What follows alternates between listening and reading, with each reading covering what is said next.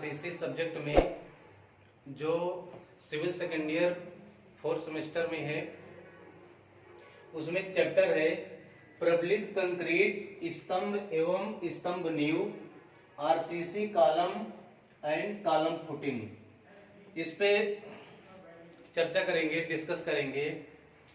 कुछ कॉलम की डिजाइन के पहले कुछ छोटी छोटी डेफिनेशंस है, पहले उनको क्लियर कर लेते हैं। इसके बाद हम लोग कॉलम की डिजाइन करेंगे। पहला हो जाएगा कॉलम की डेफिनेशन। कॉलम किसे कहते हैं?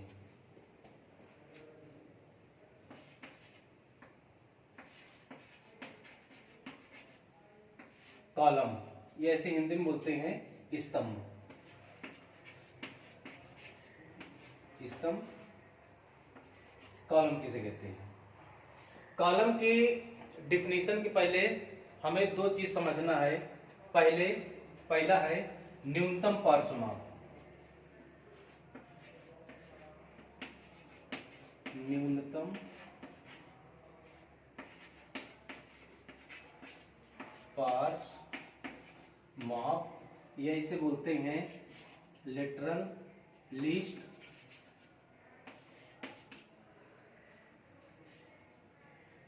Lateral dimension.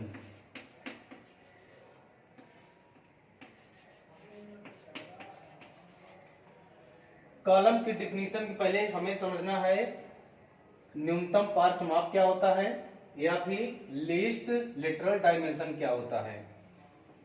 पहले ये समझना है। इसके बाद दूसरा हमें समझना है इफेक्टिव लेंथ क्या होती है।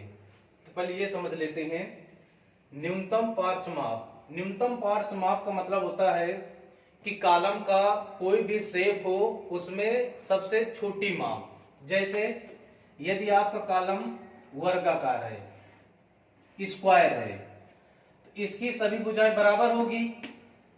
तो जब चारों भुजाएं बराबर होगी तो कोई एक माप या फिर कोई एक भुजा ही इसकी हो जाएगी न्यूनतम पार्श्व माप। ये तो हुआ स्क्वायर कॉलम के केस में।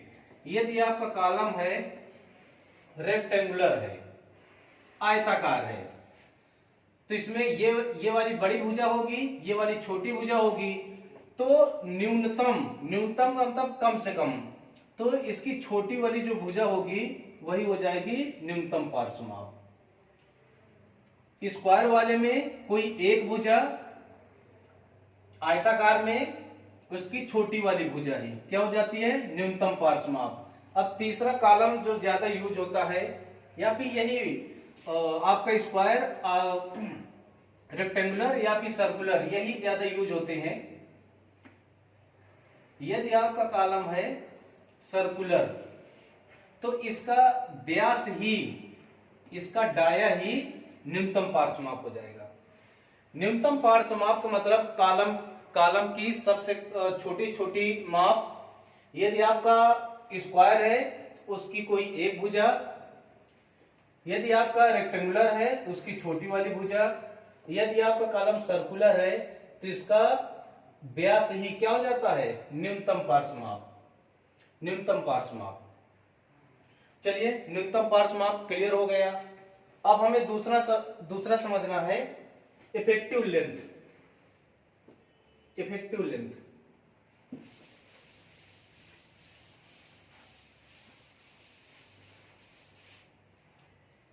इफेक्टिव लेंथ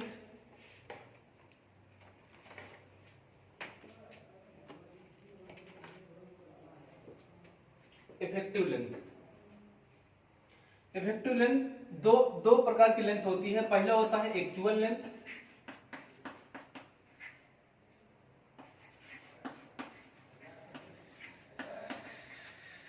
दूसरा होती है इफेक्टिव लेंथ।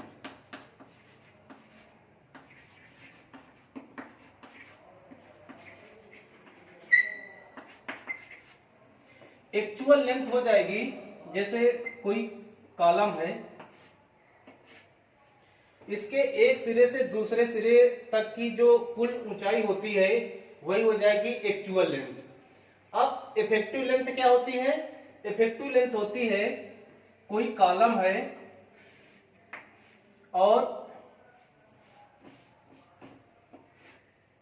कोई कॉलम है, इसमें ऊपर से लोड आया और इसमें क्या हो गया, बकलिंग हो गया। बकलिंग का मतलब इसका शेप कुछ ऐसे हो गया। तो जहां से बकलिंग स्टार्ट होता है और जहां पे फिनिश होता है, उसके बीच की जो दूरी होती है वह होती है effective length. Actual length column के एक सिरे से दूसरे सिरे के बीच की कुल ऊंचाई होती है। इफेक्टिव लेंथ जब कॉलम में कोई लोड आता है, उसकी वजह से उसमें बकलिंग हो जाता है, तो बकलिंग जहां से स्टार्ट होती है और जहां पे फिनिश होती है, उसके बीच की जो ऊंचाई होती है वो होती है इफेक्टिव लेंथ। अब न्यूनतम पार्श्व माप और इफेक्टिव लेंथ दोनों के रिलेशन से हम लोग कॉलम की डिफिनीशन क्लियर करेंगे। चलिए, जब आगे हम डिजाइन करेंगे तो वहां पे एक्चुअल लेंथ ना लेकर के हम लोग लेते हैं इफेक्टिव लेंथ। चलिए, अब कॉलम की डिफिनीशन हो जाएगी,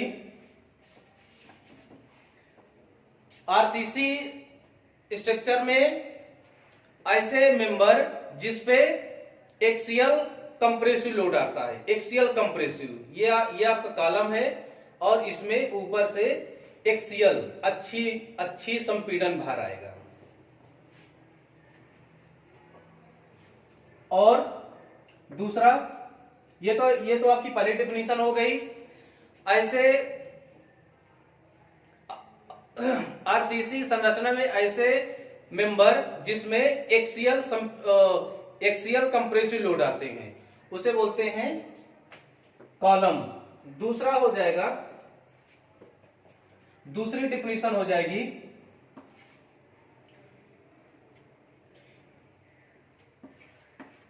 इफेक्टिव लेंथ अपॉन न्यूनतम पार्श्व माप का जो रेशियो होगा वो 3 से ज्यादा होगा, तो इसे बोलेंगे कॉलम। इसे क्या बोलेंगे, कॉलम। इफेक्टिव लेंथ अपॉन ये है आपके न्यूनतम पार्श्व माप। न्यूनतम पार्श्व माप मैं भी क्लियर किया हूं इसके पहले का जो अनुपात होगा वो जब 3 से अधिक होगा तो उसे कॉलम कहेंगे। यदि 3 से कम होगा तो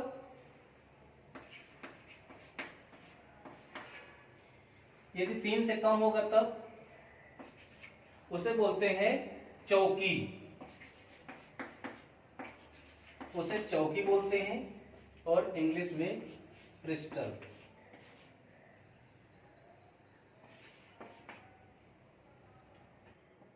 जब कॉलम की इफेक्टिव लेंथ और न्यूनतम पार्श्व माप का अनुपात 3 से कम हो तो उसे चौकी बोलते हैं या फिर पेडेस्टल बोलते हैं। अब ये इफेक्टिव लेंथ कैसे निकालेंगे? इफेक्टिव लेंथ निकालते हैं 4 प्रकार से। कॉलम की स्थिति 4 प्रकार से होती है।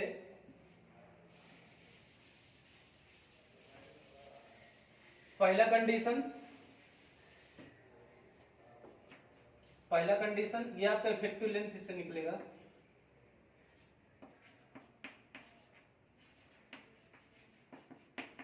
Effective length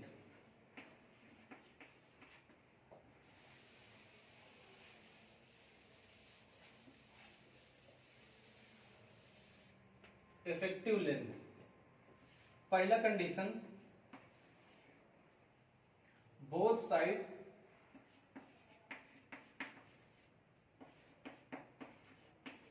hinge.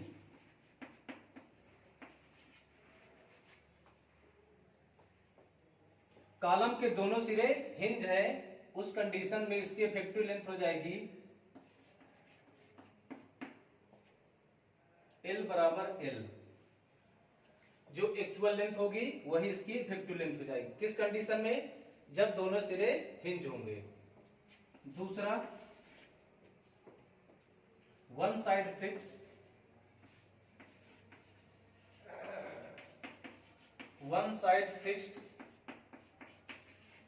and other side free,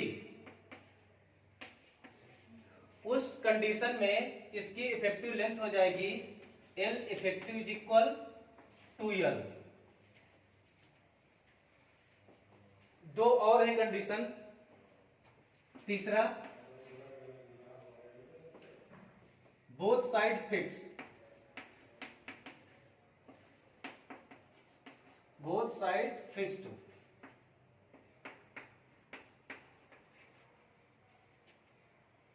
इस कंडीशन में इसकी इफेक्टिव लेंथ हो जाएगी 0.65 L। और चौथा कंडीशन हो जाएगा one side fixed,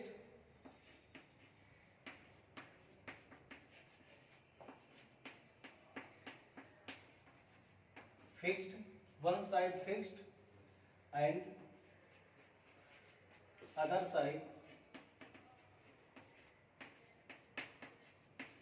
side hinged.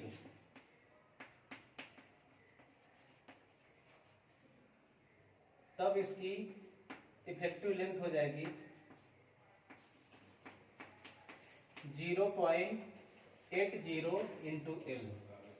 ये कॉलम का इफेक्टिव लेंथ निकालने के 4 कंडीशन है। पहला है, जब भी आपकी एक्चुअल लेंथ पता हो कॉलम की, तब पहला कंडीशन बोथ साइड हिंज, यदि दोनों सिरे हिंज हो कॉलम के तो उसकी इफेक्टिव लेंथ एक्चुअल लेंथ के बराबर हो जाती है। यदि कॉलम का एक सिरा फिक्स है और दूसरा सिरा फ्री है तो 2L हो जाता है। यदि दोनों सिरे फिक्स है उसके तो इफेक्टिव लेंथ के लिए 0.65 इंटू L हो जाता है। यदि एक साइड फिक्स है और दूसरा साइड हिंज है तो उसका L इफेक्टिव बराबर 0.80 इंटू L हो जाता है। ये है कॉलम की इफेक्टिव लेंथ निकालने के 4 कंडीशन। तो आप लोग इसमें क्या क्या अभी तक सीखे? पहला, कॉलम की डेफिनेशन क्लियर हो गई।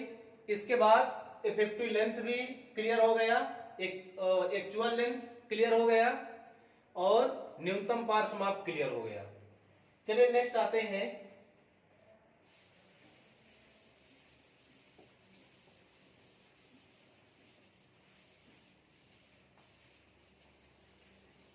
नेक्स्ट है क्लासिफिकेशन ऑफ कॉलम, स्तंभों का वर्गीकरण। स्तंभों का वर्गीकरण।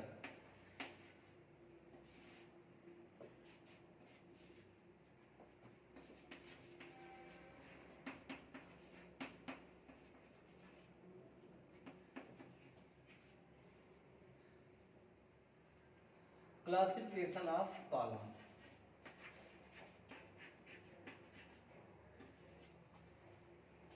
स्तंभों का वर्गीकरण 3 प्रकार से किया गया है। पहला, भार व्यवस्था के आधार पर, भार व्यवस्था के आधार पर, लोडिंग सिस्टम।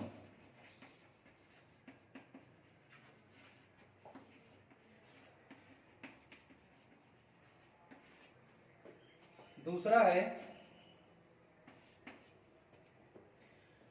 प्रभावी लंबाई के आधार पर,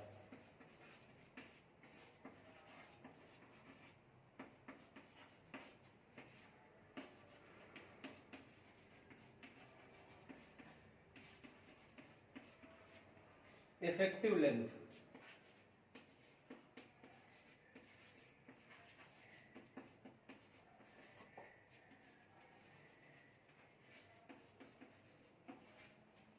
एंड थर्ड है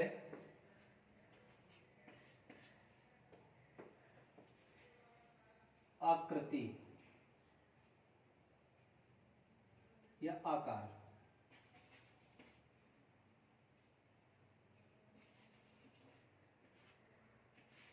आकार के आधार पर, आकार के आधार पर।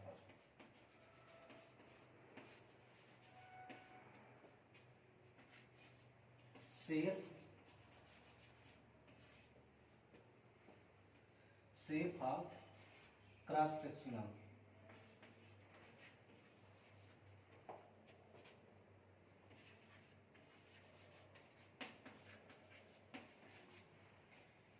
ये है स्तंभों का वर्गीकरण के आधार पर स्तंभ तीन प्रकार के होते हैं। पहला है भार व्यवस्था के आधार पर लोडिंग सिस्टम, सेकंड है प्रभावी लंबाई के आधार पर इफेक्टिव लेंथ, और तीसरा है आकार के आधार पर, या इसे बोलते हैं शेप ऑफ क्रॉस सेक्शन। अब हम एक एक का चर्चा करेंगे। पहला है भार व्यवस्था के आधार पर। भार व्यवस्था के आधार पर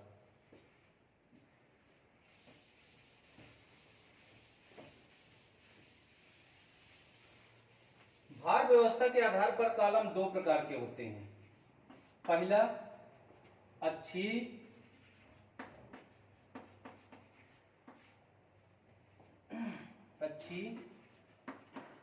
भार स्तंभ, इसे बोलते हैं एक्सियली लोडेड कॉलम। दूसरा है सेकंड है उत्केंद्रीय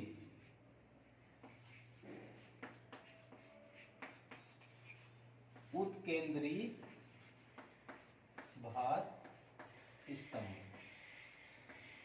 ये इसे बोलते हैं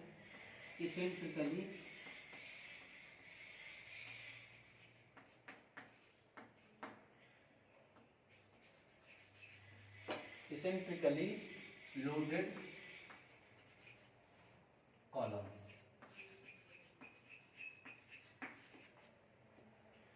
भार व्यवस्था के आधार पर कॉलम दो प्रकार के होते हैं। पहला अच्छी भार स्तंभ, या इसे बोलते हैं एक्सियली लोडेड कॉलम, लोडेड। दूसरा है उत्केंद्रीय भार स्तंभ या इसेंट्रिकली लोडेड कॉलम। अब पहले हम चर्चा करेंगे एक्सियली लोडेड कॉलम।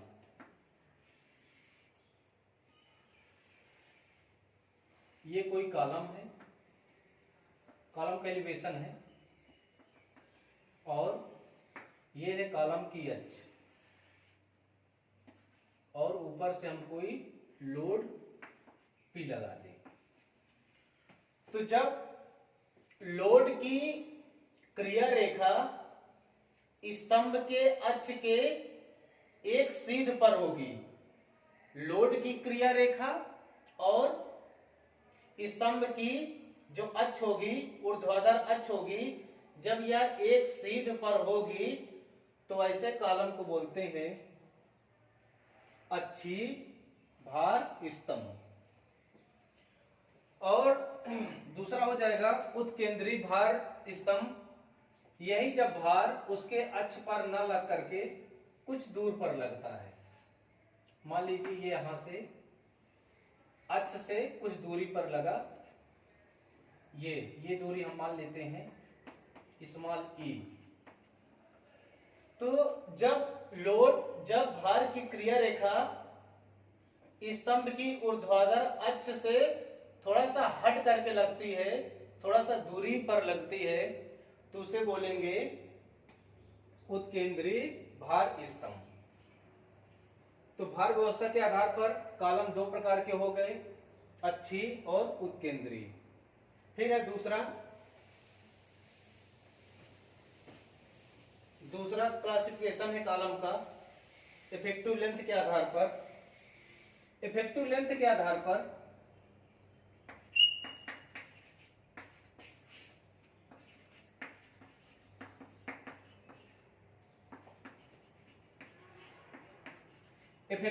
आधार पर भी कॉलम दो प्रकार के होते हैं। पहला लघु कॉलम, लघु स्तंभ, ऐसे बोलते हैं शॉर्ट कॉलम।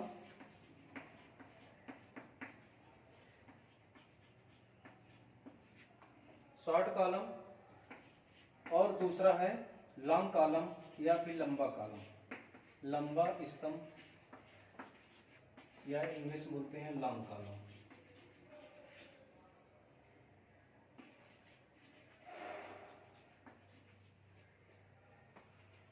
पहले समझेंगे हम शॉर्ट कॉलम किसे कहते हैं।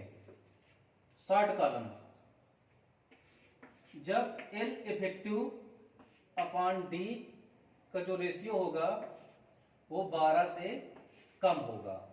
इफेक्टिव लेंथ एक्चुअल लेंथ आपको पता रहेगा, उसके अकॉर्डिंग आप जैसा उसका स्थिति दिया हो, दोनों सिरे हिंज हैं या फिर दोनों सिरे फिक्स है, अभी 4 कंडीशन और बताया हूं, उसके अकॉर्डिंग आप इफेक्टिव लेंथ निकाल लेंगे।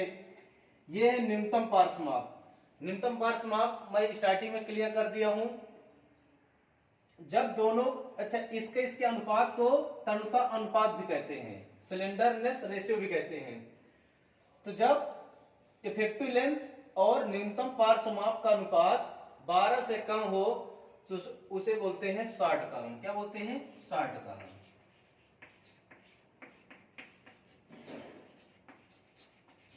Short column. और आपका लॉन्ग कॉलम हो जाएगा, लॉन्ग कॉलम हो जाएगा एल इफेक्टिव अपॉन डी का जो रेशियो होगा वो 12 से अधिक होगा या बराबर होगा। यदि ऐसा कंडीशन आता है तो उसे बोलते हैं long column. Long column.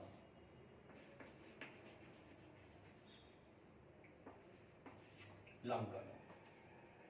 Effective length के आधार पर दो प्रकार कॉलम हो गए, पहला शॉर्ट कॉलम, दूसरा लॉन्ग कॉलम। शॉर्ट कॉलम कहते हैं जब इफेक्टिव लेंथ अपान न्यूनतम पार्श्व माप का अनुपात 12 से कम होगा उसे शॉर्ट कॉलम कहेंगे। और जब इफेक्टिव लेंथ अपान न्यूनतम पार्श्व माप का अनुपात 12 से अधिक होगा या फिर बराबर होगा तो उसे लॉन्ग कॉलम कहेंगे। चलिए तीसरा है, तीसरे प्रकार का कॉलम है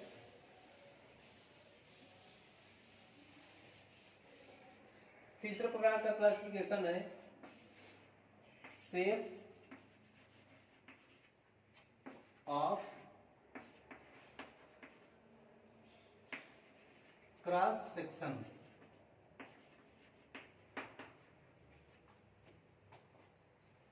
इसमें पहला आपका वर्गाकार कॉलम है, स्क्वायर।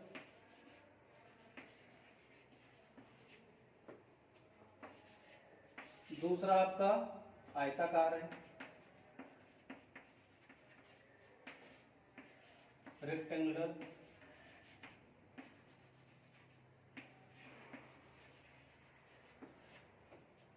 और थर्ड है सर्कुलर, वृत्ताकार।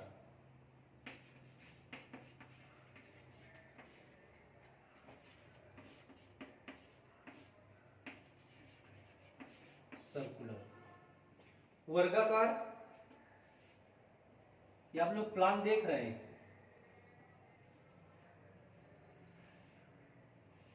ये आपका वर्गाकार हो जाएगा जिसकी चार भुजाएं बराबर होंगी। दूसरा आयताकार, ये हो जाएगा। और नेक्स्ट हो जाएगा वृत्ताकार, सर्कुलर। स्क्वायर और रेक्टेंगुलर में मिनिमम मेन बार 4 रखेंगे, 4 से कम नहीं रख सकते हैं। यदि हम इसका प्लान देखें तो कुछ ऐसा, मिनिमम कम से कम 4 मेन बार रखेंगे। ये आपकी मेन बार हो गई, ये आपकी मेन बार हो गई, और ये आपकी टाई बार हो गई, ये टाई बार हो गई, और ये आपका कवर है। कॉलम में कवर 40 mm लेते हैं। मेन बार अभी हम आगे चर्चा करेंगे मेन बार के बारे में। तो आपका स्क्वायर और आयताकार में मिनिमम मेन बार 4 लेते हैं, और वृत्ताकार यदि आपका उसका आकार है कॉलम का तो मिनिमम 6 छड़ लेंगे। वृत्ताकार में 6 छड़। चलिए नेक्स्ट आपकी डेफिनेशन है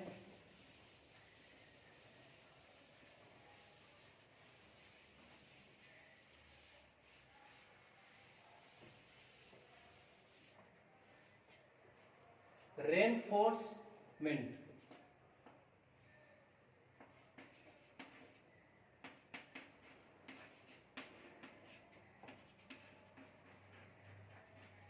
कॉलम में रेनफोर्समेंट की व्यवस्था कैसे करते हैं?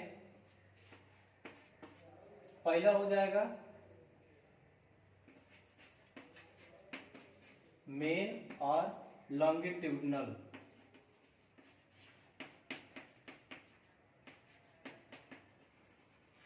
रेनफोर्समेंट।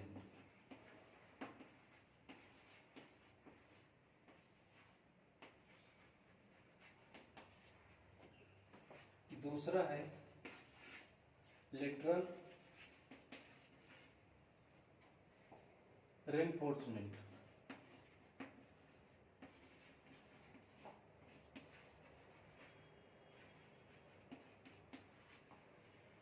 अब हम देखेंगे मेन बार और ये है आपका टाई बार या फिर लिटरल। ये कैसे व्यवस्था करते हैं? पहले मेन बार की हम चर्चा करेंगे।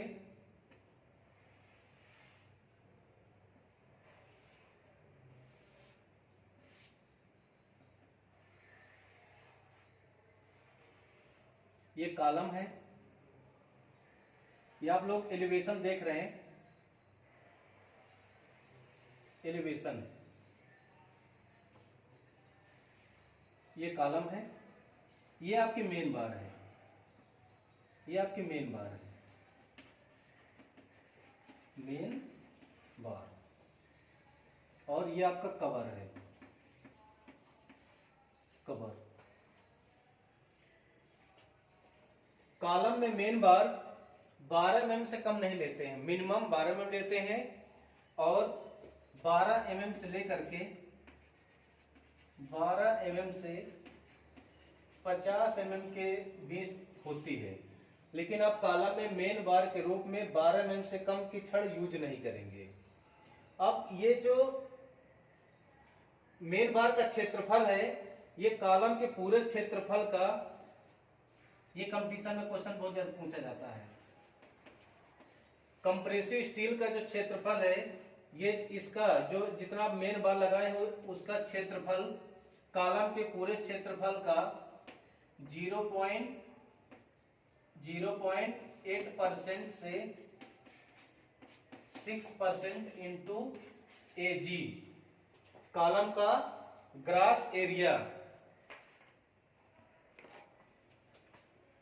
मेन बार का जो क्षेत्रफल होता है कॉलम के ग्रास एरिया का 0.8 से 6% के बीच होता है। ये कंपटीशन में बहुत ज्यादा पूछा जाता है।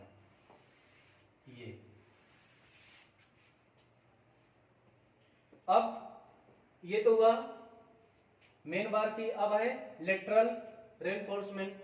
लेटरल रेनफोर्समेंट दो प्रकार से दिया जाता है। ये हो गया।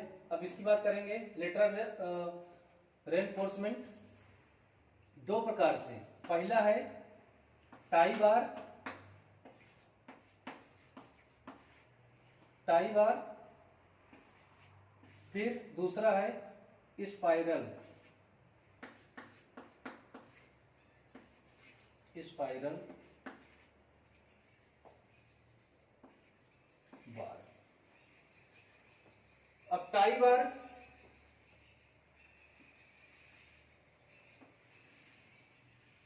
ये कोई कॉलम है,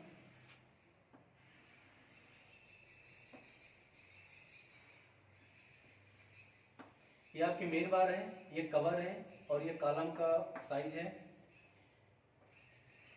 ये जब अलग अलग दिया जाता है, जब अलग अलग दिया जाता है यही आपका कहलाता है टाई बार। इसका जब आप प्लान देखेंगे इस वाले कॉलम का,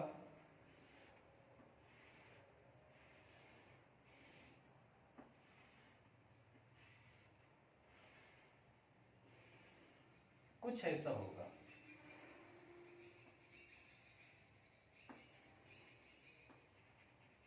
तो यही आपकी कहलाती है टाई बार। ये टाई बार। ये आपका है tie bar. Tie bar, tie bar का जो व्यास होता है, टाई बार का व्यास 8 mm या मेन बार का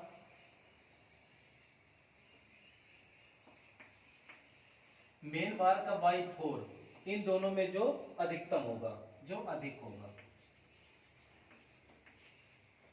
मेन बार का व्यास लेते हैं 8 mm या मेन बार का 4, इन दोनों में जो अधिकतम होगा उतना डाया का हम टाई बार लगाएंगे। अब इसका स्पेसिंग, ये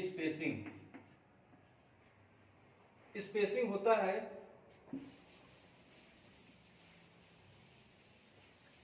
स्पेसिंग के लिए फार्मूला है, ये वाली दूरी निकालने के लिए है, इसे पिच भी बोलते हैं। ए नंबर न्यूनतम पार्श्व माप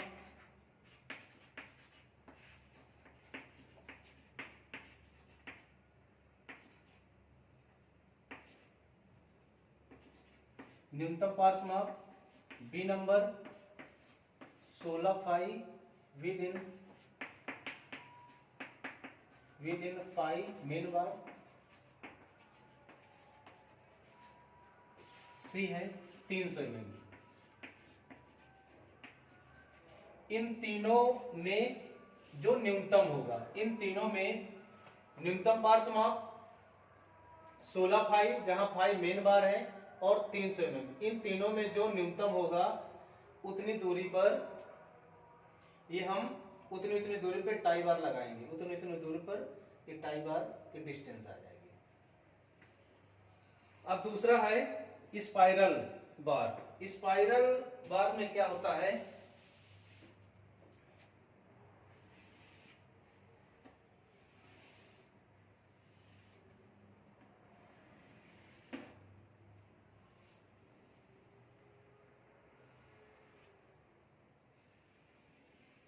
स्पाइरल वाले में एक ही छड़ लेते हैं और इसको ऐसे ऐसे घुमाते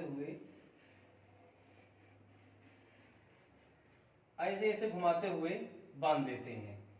तो स्पाइरल बार को ऐसे ऐसे घुमा करके लपेटना बहुत ज्यादा मुश्किल होता है, इसलिए धीरे धीरे स्पाइरल वाला बार नहीं यूज करते हैं, हम लोग टाई बार यूज करते हैं। तो ये थी कॉलम के लिए कुछ छोटी छोटी डिफिनेशन जो एग्जाम में पूछी जाती है। अब नेक्स्ट वाले लेक्चर में हम लोग डिजाइन करेंगे शॉर्ट कॉलम और लॉन्ग कॉलम, जो 10-10 नंबर में पूछे जाते हैं, और ये जो डिफिनेशंस है ये भी पूछी जाती हैं 2-2, 3-3 नंबर में। Thank you.